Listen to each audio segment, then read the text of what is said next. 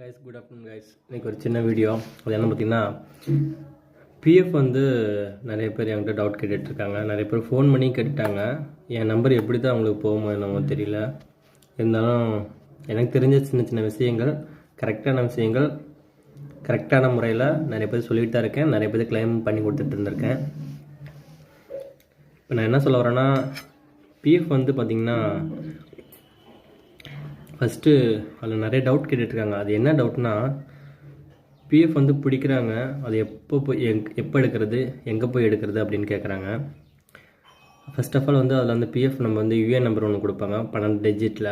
அந்த நம்பர் நம்ம வந்து பிஎஃப் பிடிக்கும் போது ஒரு 3 மந்த்ஸ் அப்படி இல்லைனா 6 மந்த்ஸ் கழித்து அந்த நம்பரை வந்து நம்ம ஆஃபீஸில் கேட்டு வாங்கிக்கணும். அதுக்கப்புறம் பார்த்திங்கன்னா அந்த நம்பர் வந்து நம்ம ஒர்க்கிங் டேஸ், அதாவது 6 மந்த் கழித்து அதுக்கப்புறம் தான் அந்த அமௌண்ட்டை நம்ம எடுக்க முடியும் பிஎஃப் பிடிச்ச பிறகு. அதுலேயும் பார்த்திங்கன்னா நம்ம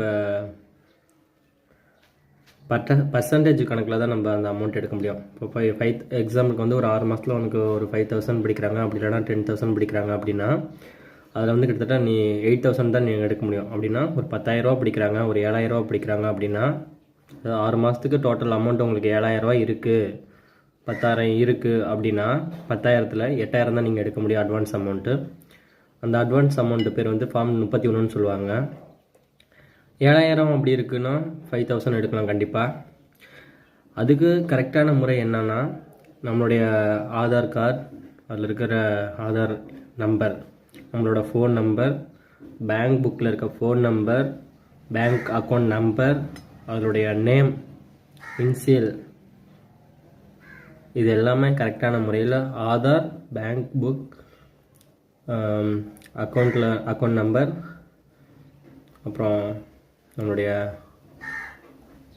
பிஎஃபோட அதில் இருக்கும் பார்த்திங்களா நம்பர், நேம் இருக்கும் பார்த்திங்களா, அதில் இருக்க நேம் எல்லாமே, இது மூணுமே வந்து கரெக்டாக இருக்கா, நேம் கரெக்டாக இருக்கா, எதுவும் ஸ்பெல்லிங் மிஸ்டேக் இருக்கா, இல்லை இன்சில் எதுவும் இல்லாமல் இருக்கா. இன்சில் ஒரு இதில் இருக்கும், ஒரு இதில் விட்டு போயிருக்கும்.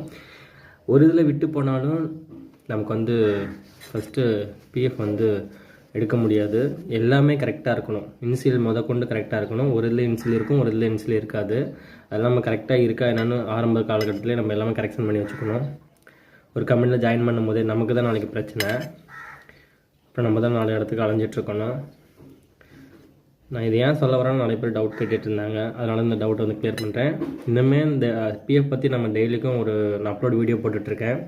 எப்படி வந்து பாஸ்வேர்ட் பண்ணுறது, எப்படி அமௌண்ட் எடுக்கிறது எல்லாமே நான் சொல்லி கொடுத்துட்ருக்கேன். என்னோட மறக்காமல் என்னோட சப்ஸ்கிரைப் பண்ணிக்கங்க. என்னோட சேனலை சப்ஸ்கிரைப் பண்ணிவிட்டு பெல் ஐகான் ஆக்டிவ் பண்ணுங்க.